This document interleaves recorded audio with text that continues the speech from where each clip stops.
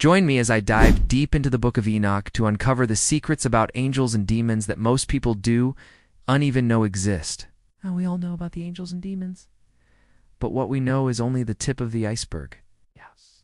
There's so much more to this spiritual world than meets the eye. Today we are going to delve into the complex celestial hierarchy.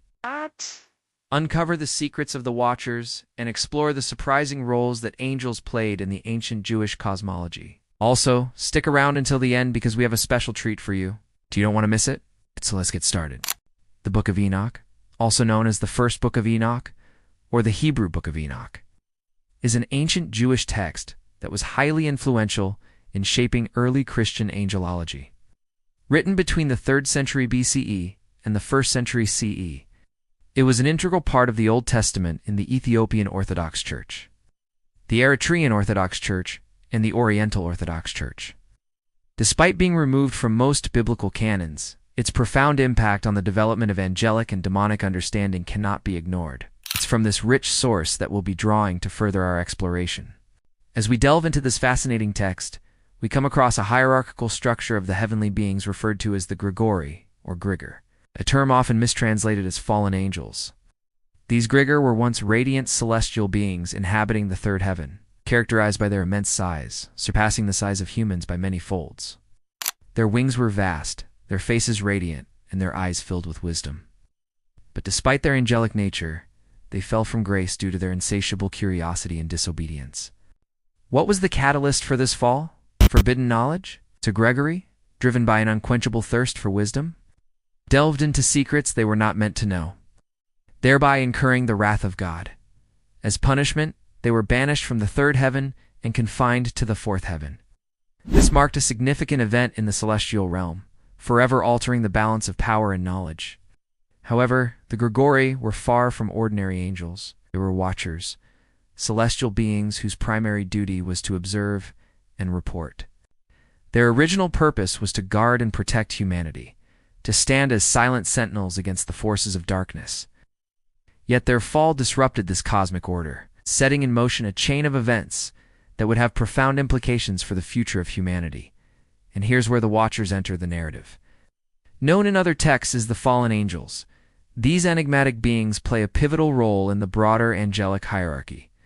Their ranks are filled with familiar names like Azazel, Raziel, Belial, and Samieza, each associated with unique powers and domains.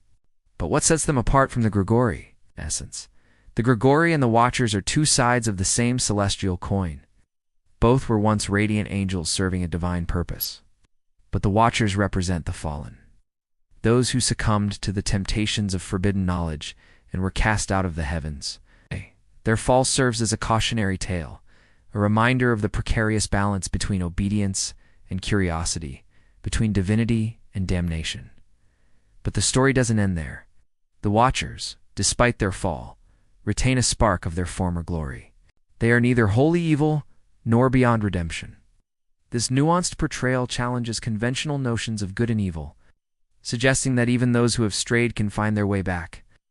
Their existence raises profound questions about free will, the nature of sin, and the possibility of redemption.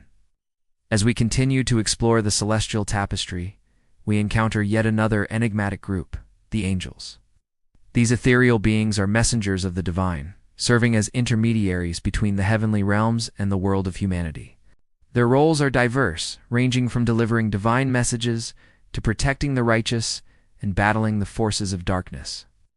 Angels are often depicted as trumpet players, heralding important events, emphasizing their role as divine messengers. But how do they fit into the larger narrative of the Grigori and the Watchers?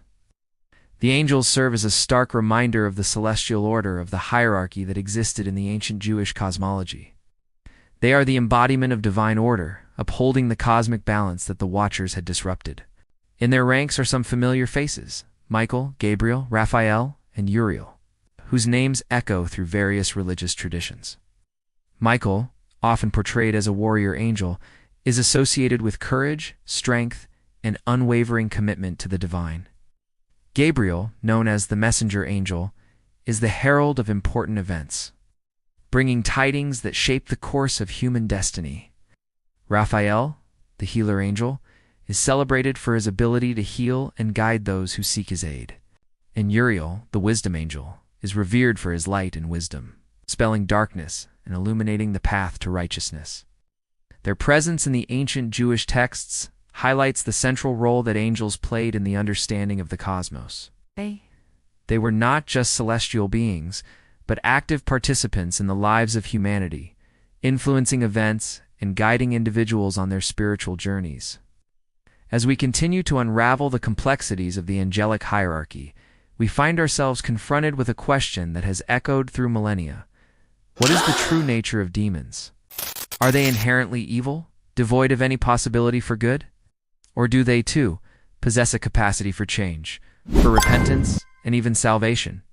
Demonology, the study of demons, offers a glimpse into this enigmatic realm. Demons are often portrayed as fallen angels, celestial beings, who have rebelled against the divine order and chosen a path of darkness. Yet the ancient Jewish texts present a more nuanced picture. Take the case of Asmodeus, a demon king associated with lust, wrath, and violence. Despite his formidable reputation, he is not beyond the possibility of change. In certain narratives, he is depicted as undergoing repentance and transformation, shedding his demonic nature and embracing a path of righteousness. This concept of repentance among demons challenges conventional beliefs and opens up new perspectives on the nature of good and evil. It suggests that evil is not an inherent property, but a choice that can be reversed. This idea of free will and the potential for redemption is further reinforced when we examine the interactions between demons and humans. Demons are often shown testing the faith and virtue of mortals, but they are not necessarily malevolent. Some demons act as agents of divine retribution, carrying out punishments ordained by a higher power. Others serve as catalysts for growth, pushing individuals to confront their inner struggles and emerge stronger. In these instances, demons become instruments of a greater divine order, serving a purpose beyond their own volition. Furthermore, the ancient Jewish texts hint at the possibility of demons experiencing torment. They are not immortal and can suffer greatly, suggesting a level of vulnerability that makes them more relatable and less monstrous. This portrayal invites us to consider the possibility of a universal struggle between good and evil, one that exists not only on the grand celestial stage, but also within the hearts of individual demons. While exploring these angelic and demonic intricacies, it's essential to acknowledge a significant point.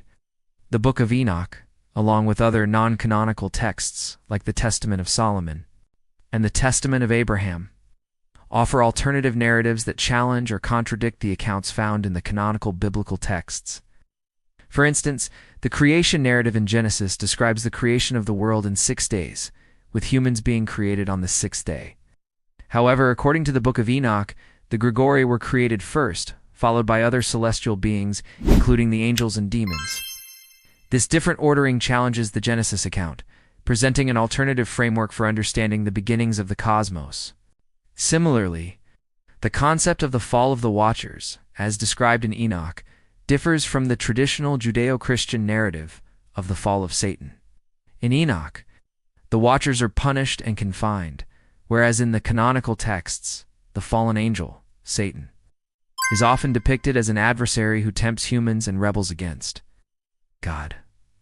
These variations highlight the complexities of early religious texts and the diversity of beliefs that existed within ancient Jewish communities.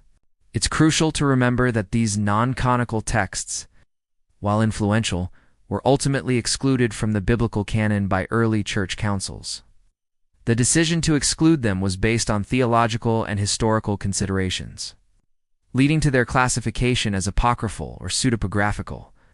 Nevertheless, these texts remain valuable sources of information for understanding the broader context of early Jewish thought, angelology, and demonology. They provide a window into the rich tapestry of beliefs and ideas that shaped the ancient world, offering insights into the evolution of religious thought during a crucial period in history. So there you have it, a celestial panorama that challenges conventional notions of good and evil, faith and doubt, heaven and hell. We've journeyed through the intricate hierarchy of angels and demons as outlined in the ancient Jewish text, the Book of Enoch. We've encountered the Gregorii, The fallen angels, the watchers, the angels, and even demons who grapple with the complexities of their existence. So, what do you think about the Book of Enoch? Have you come across any other ancient texts that challenge your assumptions about angels and demons?